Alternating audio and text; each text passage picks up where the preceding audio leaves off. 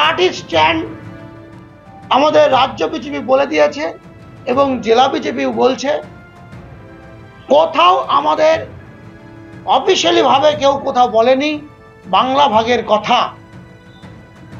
কিন্তু যে সমস্যা আমার এই জেলার বিজেপির বিধায়ক, আমাদের বিধায়ক যেটা কথাটা বলেছেন, যে সমস্যার কথা বলেছেন, এটা অত্যন্ত বাস্তব।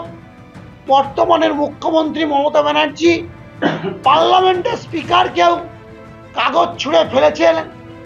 2005 সালে পার্লামেন্টে দাঁড়িয়ে তিনি বলেছিলেন পশ্চিম বাংলায় অনুপ্রবেশ একটা জ্বলন্ত সমস্যা।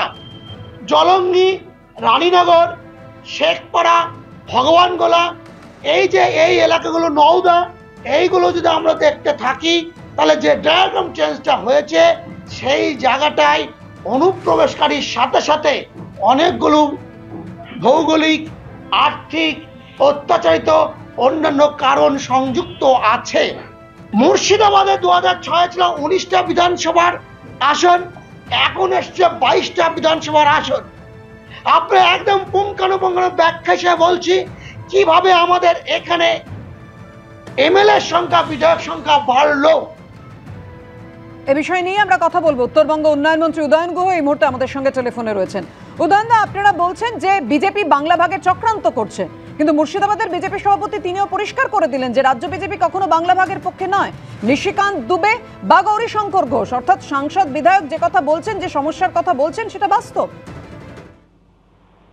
সমস্যার কথা বলে তো সেই সমস্যার মেটাবার ক্ষেত্রে যেটা বলেছেন যে 5টা জেলাকে নিয়ে, তার মধ্যে পশ্চিমবঙ্গের 2টো জেলা মালদা এবং মুর্শিদাবাদ, এই জেলাগুলোকে নিয়ে আলাদা ইউনিয়ন টেরিটরি করবার কথা। সেটা কি রাজ্য ভাগের কথা নয়? রাজ্য ভাগের কথা বলছেন, সমস্যার কথা বলছেন। সমস্যা তো আমরা জানি, অনুপ্রবেশের কথা বলছেন, কিন্তু ওনারা হয়তো জানেন না যে বর্ডার গুলো, বাংলাদেশের সাথে ভারতবর্ষের যে বর্ডার, সেই বর্ডার গুলোকে পাহারা দেবার জন্য যারা আছেন তারা হচ্ছে বিএসএফ, বর্ডার সিকিউরিটি ফোর্স। এই বর্ডার সিকিউরিটি ফোর্সকে নিয়ন্ত্রণ করেন কেন্দ্রীয় স্বরাষ্ট্র দপ্তর। সেই কেন্দ্রীয় স্বরাষ্ট্র দপ্তরের নিয়ন্ত্রণাধীন বড় বিএসএফ, তারা একটা মাছি পর্যন্ত গলতে দেয় না। কিন্তু কি করে অনুপ্রবেশ ঘটে, যদি সেক্ষেত্রে অনুপ্রবেশ ঘটে তাহলে পুরোপুরি দায়ী তার জন্য বিএসএফ, এবং সেই বিএসএফ কে যারা নিয়ন্ত্রণ করেন সে কেন্দ্রীয় স্বরাষ্ট্র দপ্তর এবং তাদের মন্ত্রীরা, এবং যে দলের মন্ত্রীরা এসব নিয়ন্ত্রণ করেন এবং উল্টো কথা বলেন, তারাও এর জন্য সমানভাবে দায়ী। বিজেপির কাজ হচ্ছে সাপের গালেও চুমু খাবো, ব্যাঙের গালেও চুমু খাবো।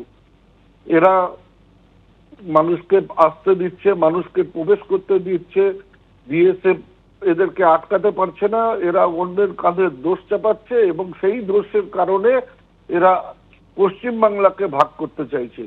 এদের মূল লক্ষ্য হচ্ছে বাংলা বিভাজন, অন্য কোনো দিকে এদের আর কোনো লক্ষ্য নেই।